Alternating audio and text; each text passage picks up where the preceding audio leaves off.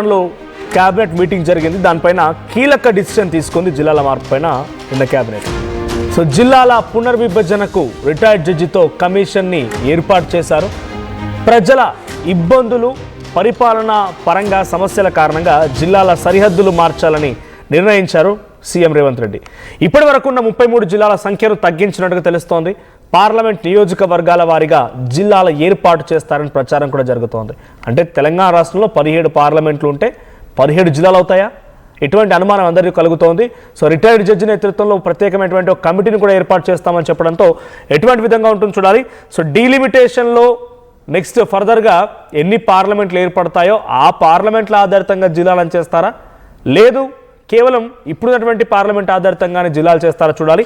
So గతంలో భారతదేశ వ్యాప్తంగా ఉన్నటువంటి రాష్ట్రాల్లో ఏ రాష్ట్రాలు ఎటువంటి జిల్లాలు ఉన్నాయి చూస్తే గోవాలో 2 పార్లమెంట్ స్థానాలు ఉంటే 2 జిల్లాలు ఉన్నాయి. ఓకే.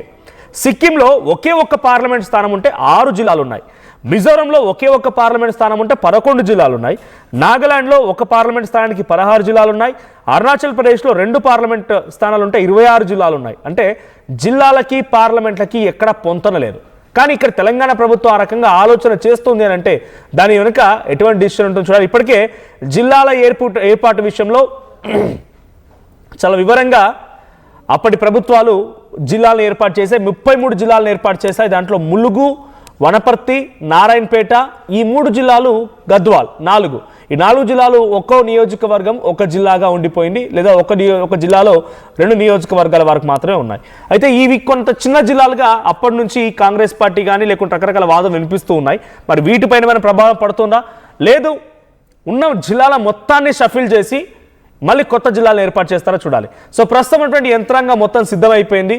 జిల్లాల వారీగా విభజన జరిగి కలెక్టర్ కార్యాలయాలు ఓపెన్ అయిపోయాయి, ఆర్డీఓ కార్యాలయాలు ఓపెన్ అయిపోయాయి, రెవెన్యూ డివిజన్లు ఫామ్ అయ్యాయి. అంతవరకు బాగానే ఉంది. మళ్ళీ పునర్విభజన పేరిట పరిపాలనా సౌలభ్యం కోసమని జిల్లాలని మళ్ళీ విభజిస్తామని రకంగా మాట్లాడుతున్నప్పుడు డెఫినెట్గా కొత్త జిల్లాలు కావాలని డిమాండ్ వినిపించే అవకాశం ఉంది. పాత జిల్లాలను తొలగిస్తే ప్రజలు ఆందోళన చేసే అవకాశం కూడా ఉంది. మీరు విజువల్స్లో చూస్తున్నారు రైట్ సైడ్లో ప్రస్తుతం ఉన్న జిల్లాలు 33 జిల్లాలు. ఆదిలాబాద్ సుమారుగా 4 ముక్కలైంది. ఆదిలాబాద్, కొమరంభీం, ఆసిఫాబాద్, మంచిర్యాల, నిర్మల్. ఆ తర్వాత కరీంనగర్ 3 ముక్కలైంది. జగిత్యాల్, పెద్దపల్లి, కరీంనగర్.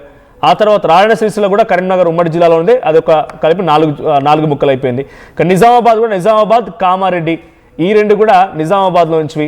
వరంగల్ ఏకంగా జయశంకర్, భూపాలపల్లి, వరంగల్, తర్వాత మరొక జిల్లా. సో 3 జిల్లాలు, హన్మకొండ, ఈ 3 జిల్లాలుగా అయిపోయాయి. ఇక ఖమ్మం ఏమో భద్రాద్రి కొత్తగూడెం, ఖమ్మం, తర్వాత మహబూబాబాద్, వరంగల్కి సంబంధించి జనగాం, సిద్దిపేట, ఇలా చూడండి 33 జిల్లాలు మ్యాప్ ఒకవైపు చూపిస్తున్నాను. తర్వాత పార్లమెంట్ల విధంగా రైట్ సైడ్లో మీకు కనిపించాయని కూడా 17 పార్లమెంట్లు.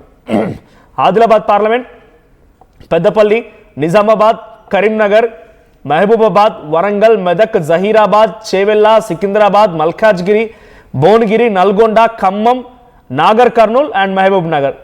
సో ఈ పరంగా చేయాలన్న ఒక ఆలోచన బహుశా ప్రభుత్వం దృష్టిలో ఉంది. అందుకే ఈ రకమైనటువంటి ఆలోచన చేస్తున్నట్టు తెలుస్తోంది. సో జిల్లాల సౌలభ్యం కోసం, పరిపాలనా సౌలభ్యం కోసం జిల్లాల పునర్విభజన అనేటువంటి పేరిట రాష్ట్ర ప్రభుత్వం ముందుకు వెళ్తోంది. నిన్న జరిగిన కేబినెట్ సమావేశంలో దీనికి సంబంధించి ఒక కమిషన్ కూడా ఏర్పాటు చేయాలని నిర్ణయించింది రిటైర్డ్ జడ్జి నేతృత్వంలో. మా ప్రతినిధి మధు ఉన్నారు. మధు, సో జిల్లాల పునర్విభజన ఈ అంశం తెరమిడికి రాగానే కొత్త జిల్లాల ఏర్పాటు విషయం పైన చాలామంది ఆందోళన దిగే అవకాశం. ఉదాహరణకి కల్వకుర్తిని కూడా జిల్లా చేయాలని చెప్పి అక్కడి Kalwakurthy BJP contested MLA Taloja ఆచార్య ఏకంగా ఆందోళన బాట పట్టారు. ఒకవేళ మీరు కనుక జిల్లా చేస్తానంటే వచ్చే ఎన్నికల్లో బీజేపీ ఇక్కడ నుంచి పోటీ చేయదు అనే రకంగా ఆయన త్యాగాన్ని కూడా సిద్ధంగా ఉన్నట్టుగా మాట్లాడుతున్నారు. ఇంకోవైపు చాలా కొత్త జిల్లాల పేర్లు తెరమిడికి వస్తూ ఉన్నాయి. సో ఈ జిల్లాల పునర్విభజన అనేటువంటి ప్రక్రియ ఎంత మేరకు ఉండబోతోంది, ఏ రకంగా ఉండబోతోంది, పార్లమెంట్ల పారిగా చేస్తారు, ఎలా ఉండబోతోంది? ఎగ్జాక్ట్లీ. అంటే గతంలో జిల్లాలకు సంబంధించిన కొత్త జిల్లాల ఏర్పాటు విషయంలో శాస్త్రీయ ప్రమాణాలు పాటించలేదు. అక్కడ ఉన్నటువంటి పరిస్థితులను పరిగణలోకి తీసుకున్నా కేవలం సంఖ్యాపరంగా వారికి కావాల్సినట్టుగా జిల్లాలను ఏర్పాటు చేశారు. దానివల్ల ప్రస్తుతం ఈరోజు తీవ్రమైనటువంటి సరిహద్దులకు సంబంధించి, పరిపాలనకు సంబంధించి, తర్వాత కొన్ని ఏమో రెవెన్యూ డివిజన్ సంబంధించినటువంటి గ్రామాలు, మండలాలు విభజించినటువంటి జిల్లాలకు సంబంధించి ఈ జిల్లా పరిధిలో ఉంటే టెక్నికల్ గా భద్రతాపరమైనటువంటి కానీ తర్వాత పోలీసు సంబంధించిన స్టేషన్ల పరిధిలోనూ ఇంకో జిల్లాలో కనిపిస్తున్నటువంటి సిచ్యువేషన్ ఉంది. దాంతో పాటు కనీసం ఫెసిలిటీస్ కల్పించలేకపోయారు, అక్కడ కావాల్సినటువంటి పాలనా సౌలభ్యం కోసం అనేటువంటి ఒక ఆరోపణలు ఉన్నాయి. ఈ గతంలో 10 జిల్లాలు ఉమ్మడి జిల్లాలు ఉంటే 33 జిల్లాలు చేసినటువంటి సిచ్యువేషన్ కనపడింది. ఇప్పుడున్నటువంటి ప్రభుత్వం, కాంగ్రెస్ ప్రభుత్వం వాటిని 16కు తగ్గించేటువంటి అవకాశం ఉండొచ్చు, 16, 17కు.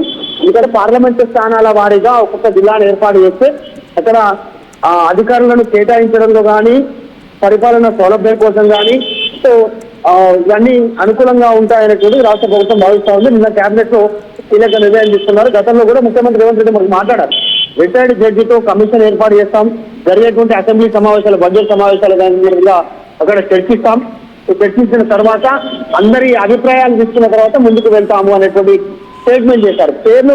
పేర్లు ఏం మార్చము, పేర్లు ఏమున్నాయో అవే ఉంటాయి అని చెప్తున్నప్పటికీ కూడా దాదాపు 33 జిల్లాలలో సగం జిల్లాలు గాయపడేటువంటి పరిస్థితి ఉంది ఇప్పుడు కొత్తగా ఏర్పాటు చేసినటువంటి జిల్లాల్లో. మనోజ్, అంటే పార్లమెంట్ వారీగా ఒక జిల్లాని ఏర్పాటు చేయాలన్న ఒక ఆలోచన ప్రభుత్వం దగ్గర ఉన్నదే తెలుస్తోంది.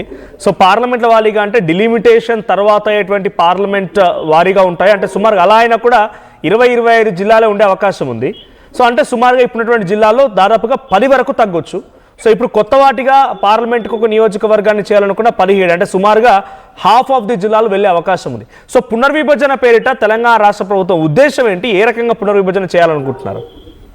అంటే పరిపాలనా సౌలభ్యంగా ఉండేటువంటి విధంగా అధికారులను కేటాయించేటువంటి సిచ్యువేషన్ లాగా, తర్వాత భౌగోళికమైనటువంటి ఇబ్బందులు ఏవైతే ప్రస్తుతం ప్రజలు ఎదుర్కొంటున్నారు, ఇందాక చెప్పినట్టు రెవెన్యూ సంబంధించినటువంటి డివిజన్ ఒక్క జిల్లాకు వస్తే సో ల్యాండ్ ఆర్డర్ కి సంబంధించి మరొక జిల్లాలో రిఫ్లెక్ట్ అవుతా ఉంది. ప్రజలు ఈ ప్రాంతం ల్యాండ్ ఆర్డర్ కి ఒక జిల్లాకి, సో తర్వాత ఇంకా పరిపాలన కోసం మరొక దగ్గరికి, కలెక్టర్ కోసం మనం ఇంకా ఇతర ప్రభుత్వం సంబంధించినటువంటి నిధుల కోసం వేరే దగ్గరికి వెళ్ళడం, ఈ రకమైనటువంటి ఇబ్బంది ఉంది.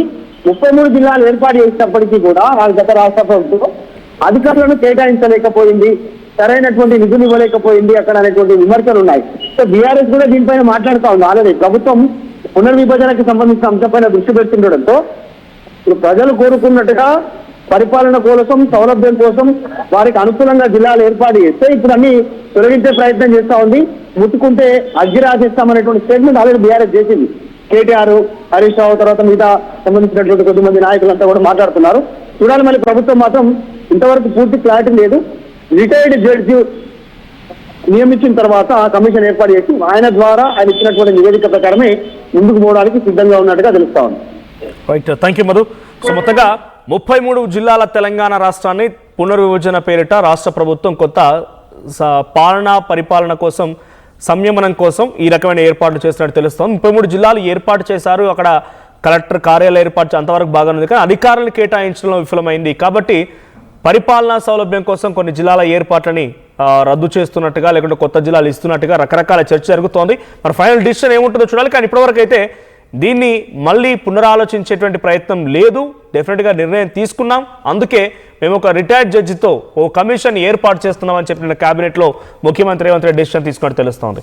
సో జిల్లాల వారీగా పునర్విభజన అనేటువంటి పేరిట కాంగ్రెస్ పార్టీ ప్రభుత్వం ముందుకెళ్తుండగా మీ అభిప్రాయం ఏంటి? మీరు ఏదైనా కొత్తగా జిల్లా కావాలనో లేకపోతే ఈ జిల్లాలను తీసేయాలనో మీరు అనుకుంటున్నారా? కామెంట్ చేయండి. 900+ companies, 7.